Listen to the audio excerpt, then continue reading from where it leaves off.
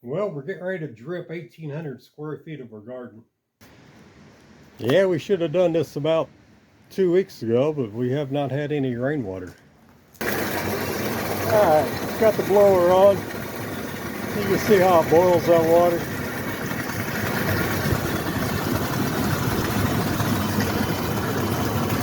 Pour this mineral in here.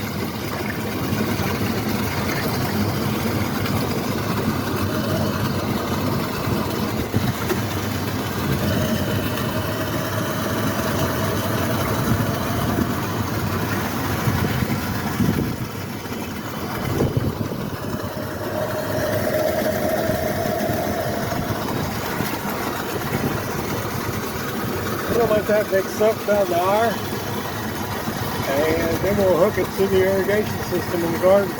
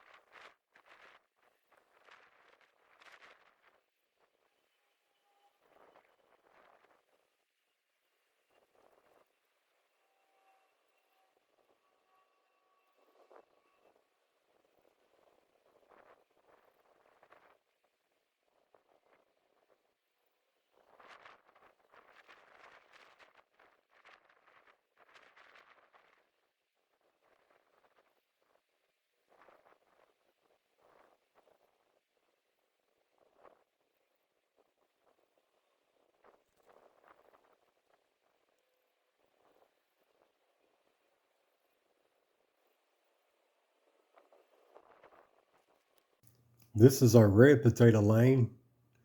We always lay a drip tape in the trench with the holes down. And when the potatoes start coming up, when we hill them, we'll cover this drip line up. Then we'll pull it out before we harvest the potatoes.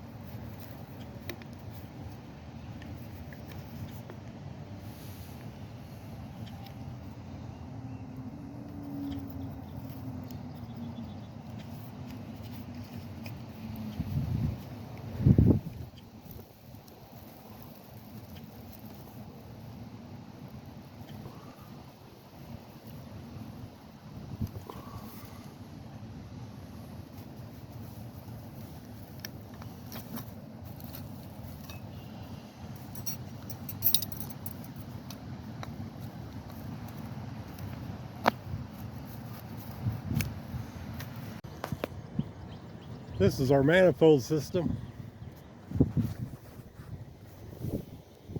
This line here comes to the house, from the house to the rain tanks. This line here is deadheaded, but I put this adapter on it so I can hook up our composting tank to here, and it will feed. This is a little filter. It will feed whatever drips we want to run. This is for inside the high tunnel, and this is for the outside of the garden. with the high tunnel. This would be the back drip in the very back, and this is what we call the pumpkin patch. It starts there and gets everything all the way down to the pepper plants. It makes it much easier. I'll get this hooked up and get her turned on. Well, we got the drips on inside the high tunnel. Little feller don't need that much mineral. Just wanted to show you, we let a basil go to seed here last year, and they're coming up.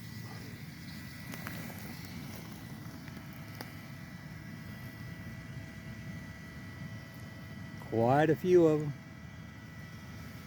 Robin likes her basil though. It's tomato canning season or year, so she'll probably go through 5 pounds of basil for all the tomatoes we put up.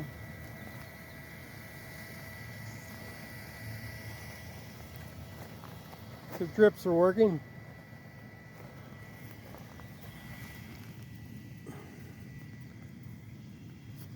We're replacing all this here drip tape slowly but for surely.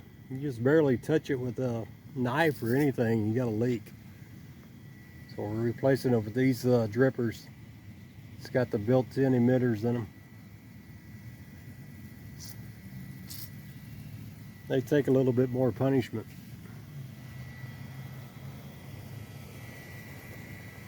But this is the lettuce that got hit with the last frost when I forgot to cover up,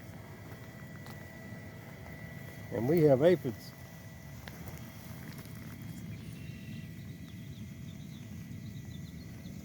Our little friends.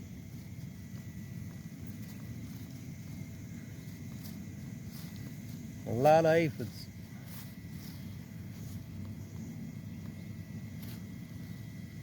And right next door,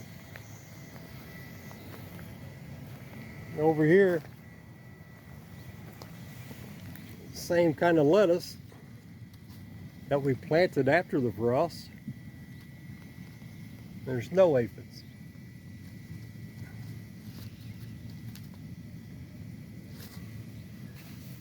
That just shows you whenever you stress a plant, the bugs know it, and it's hard to bring them back.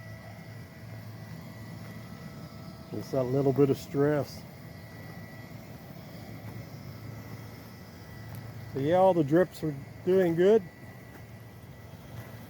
We'll drip about 70 gallons of mineral mix in here. And the good thing about this mineral mix is that it's all chelated. And that means it's plant available, and you don't have to worry about biology breaking it down.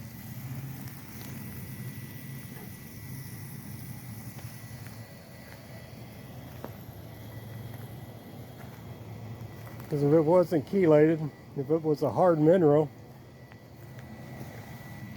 you'd need quite a bit of biology to break that mineral down to make it plant available. And since we don't cover crop and leave our lanes green all the time to feed the biology throughout the winter, we make sure we use chelated mineral. And that chelated mineral is the same mineral that we cold press our pellets that we sell here on the farm.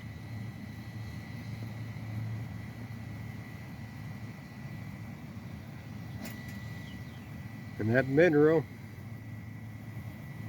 about 7 pounds, will do 2,000 square feet of garden.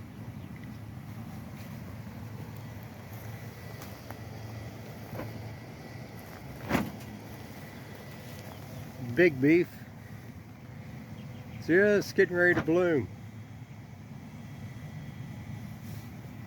Well, you smell that tomato.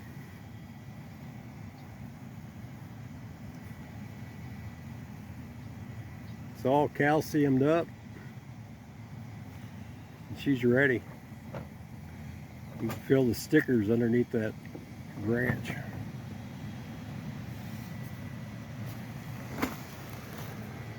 This is another big beef.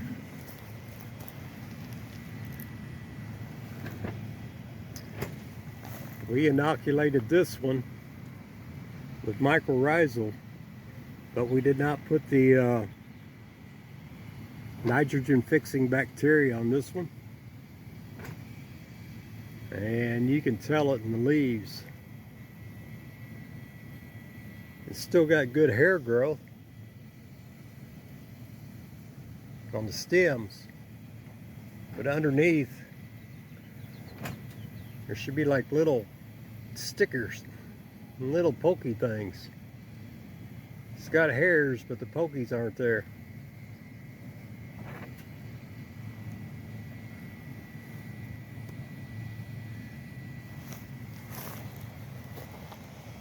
And you can tell the difference of the growth from that nitrogen fixing bacteria and with that mycorrhizal. It's starting to leave this tomato behind.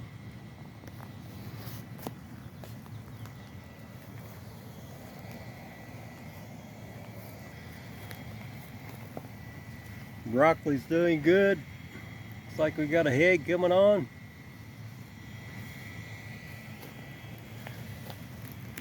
This is a canning tomato. We call it a Jackie tomato. I believe her great-grandparents brought this seed from Italy. And if I can remember right, it was back in the 1800s when they came over. And this is our third year at this tomato.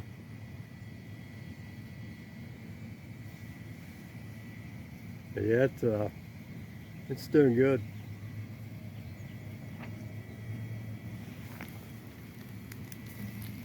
We're getting the leaves closer together.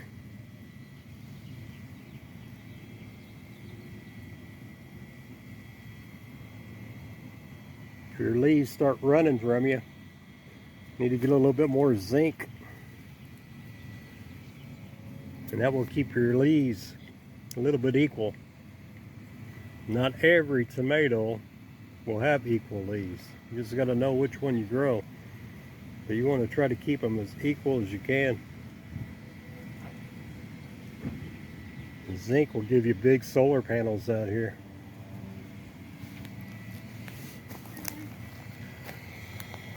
Yeah, we're dripping. We got about 60 more gallons to drip. And then we're going to put 10 gallons on each fruit tree. And we do this about once every 3 weeks throughout the year. If Mother Nature gives us rain. If not, we got to go to the river and steal some water.